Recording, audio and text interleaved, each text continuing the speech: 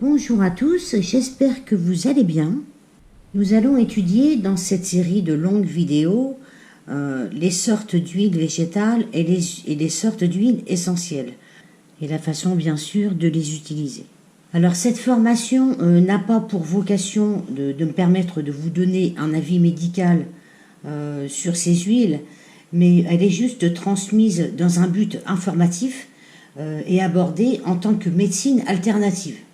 Vous pourrez l'utiliser en prévention ou en curatif sur des maladies bénignes, par exemple le psoriasis, l'eczéma, les rhumes, les grippes, etc., afin d'en réduire les symptômes. Bien évidemment, si l'un de vous me fait part de votre souci de santé et en cas de pathologie assez lourde, je vous inviterai à retourner vers votre médecin ou un spécialiste de santé. Nous allons étudier ensemble 10 huiles végétales et 36 huiles essentielles. Alors pour commencer à décortiquer un petit peu tout ça, je vais vous expliquer un petit peu légèrement les huiles végétales. Donc ici, vous voyez sur la photo, c'est une huile végétale d'amande douce. Elle servira exclusivement pour les peaux fragiles et délicates.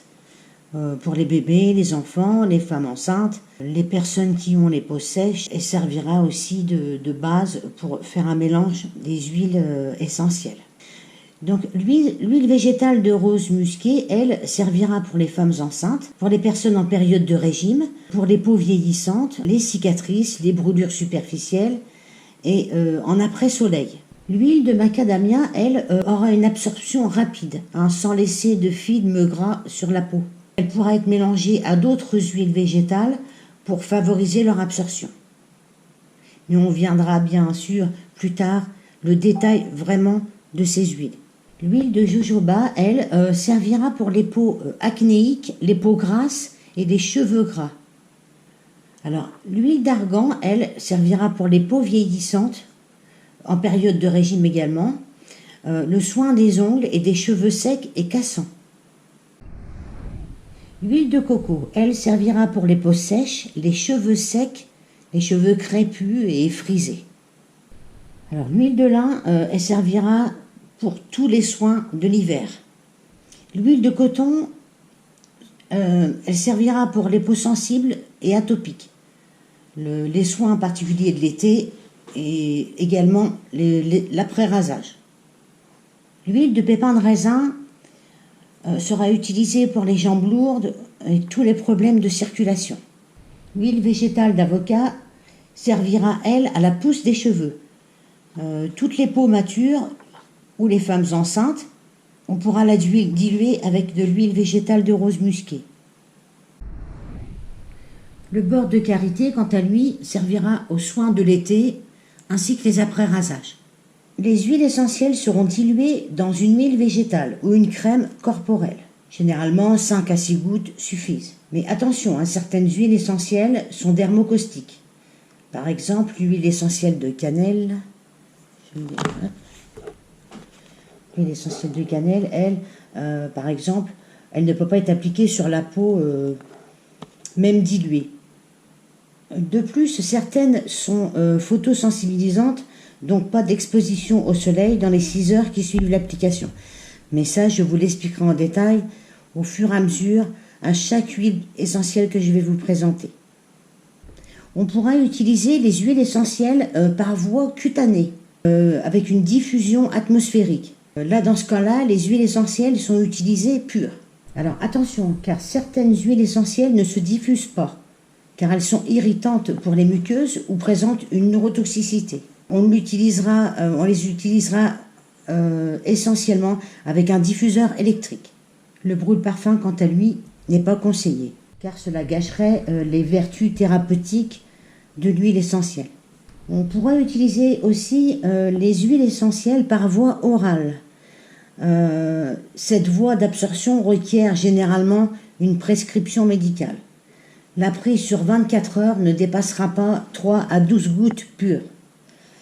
En automédication, il est conseillé de prendre 3 gouttes 3 fois par jour et loin des repas pour une meilleure efficacité. Donc, être à jeun. Ce mode d'utilisation doit rester bien sûr exceptionnel. La dilution, quant à elle, dans un dispersant est recommandée, c'est-à-dire du miel, un petit morceau de sucre, du pain, pour les mélanger ensuite dans l'eau ou une tisane. Les huiles essentielles pourront aussi s'utiliser en cuisine, dans les sauces à salade par exemple, l'huile essentielle de citron ou de pamplemousse. Pour les pains d'épices et les gâteaux au yaourt, on pourra mettre de la lavande, de la mandarine, aussi dans les compotes, du lait végétal ou dans les crèmes dessert. Concernant le soin des cheveux et du corps, on pourra mélanger les huiles essentielles avec votre shampoing par exemple, votre masque capillaire ou une préparation à l'argile ou à votre savon ou crème corporelle. On pourra bien sûr les utiliser dans le bain, dilués dans une base neutre ou dans 2 à 3 bouchons de bain moussant ou encore avec un peu d'alcool. Pour les adultes, 10 à 20 gouttes sont conseillées et pour les enfants, à partir de 3 ans seulement. Je vais le répéter à chaque vidéo, les huiles essentielles sont interdites sur les femmes enceintes et les enfants en dessous de 3 ans. Donc là, pour les enfants, 3 à 5 gouttes. On pourra aussi utiliser les huiles essentielles en inhalation en se plaçant au-dessus d'un bol d'eau chaude à raison d'une dizaine de gouttes. Veillez toutefois à faire des pauses entre les inhalations. En inhalation sèche, quelques gouttes sur un mouchoir ou sur l'oreiller. L'utilisation des huiles végétales et des huiles essentielles s'appelle l'aromathérapie. En tant que produit actif, les huiles essentielles sont à utiliser en respectant les voies d'absorption et les doses préconisées ainsi que les précautions d'emploi. Il ne s'agit pas de jouer aux petits chimistes. Certaines huiles essentielles sont dermocaustiques, puis comme je vous l'ai expliqué un petit peu avant, comme la cannelle, qui est irritante ou photosensibilisante, comme les huiles essentielles d'agrumes. Pour les personnes qui sont allergiques, il convient de faire un test cutané. Bien évidemment, les huiles essentielles sont déconseillées aux femmes enceintes et aux bébés de moins de 30 mois, sauf certaines que je vous expliquerai dans certaines vidéos. Le temps de conservation d'une huile essentielle est entre 2 et 5 ans. Si vous avez plusieurs soucis de santé, l'idéal est d'utiliser une huile essentielle qui agira sur l'ensemble des maux. On fera une synthèse, bien sûr, là-dessus, sur les huiles essentielles qui sont le plus utilisées. Les huiles essentielles ne sauraient prétendre guérir les maladies incurables graves. Lorsque des malades graves sont énoncés dans les prochaines pages, c'est parce que les huiles essentielles exposées contribuent à la modification du terrain, à la stimulation du corps, dans le bon sens pour aider d'autres traitements.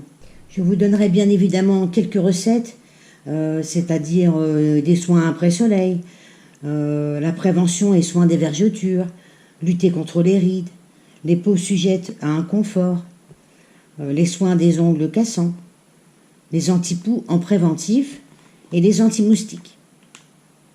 Et il y en a bien d'autres. Alors, qu'est-ce que l'aromathérapie ?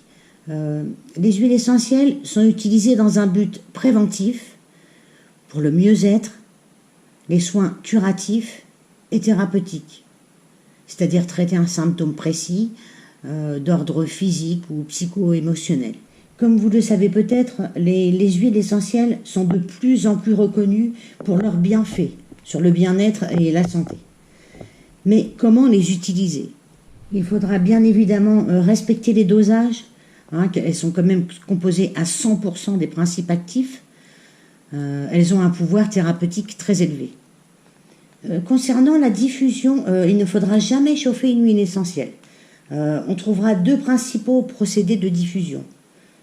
Les diffuseurs dans lesquels les huiles essentielles versées dans une petite coupelle d'eau sont émises sous la forme de micro-gouttelettes, de la brume en fait. Ces diffuseurs adoptent le principe de micro-pulvérisation à froid. Ce procédé a pour avantage d'offrir une atmosphère olfactive agréable, relaxante ou tonifiante. Ensuite, on va avoir les diffuseurs en verrerie. Les huiles essentielles sont diffusées seules, sans eau, durant 5 à 10 minutes par heure. Les molécules aromatiques sont alors libérées pour offrir tous leurs bienfaits thérapeutiques, que ce soit pour assainir une pièce, par exemple le citron, pour faciliter la respiration, par exemple, ou pour installer une ambiance relaxante, par exemple la lavande. La quantité d'huile essentielle à verser dans le diffuseur dépend de la surface de la pièce et du type de diffuseur. On pourra aussi mettre, vous savez, ces appareils qu'on croche sur les radiateurs l'hiver et qui diffusent de l'eau, enfin pour humidifier l'air. On pourra aussi mettre quelques gouttes d'huile essentielle dans ces petits appareils justement pour diffuser dans l'air ambiant. Voilà en gros la présentation des huiles essentielles et les huiles végétales concernant l'aromathérapie. Dans le prochain dossier, on parlera des huiles végétales. On commencera à familiariser avec ces huiles végétales qui permettent, elles, d'avoir un support pour pouvoir mélanger les huiles essentielles et qui ont aussi des vertus thérapeutiques. Donc voilà. Sur ce, je vous remercie d'avoir regardé cette vidéo et je vous dis à bientôt.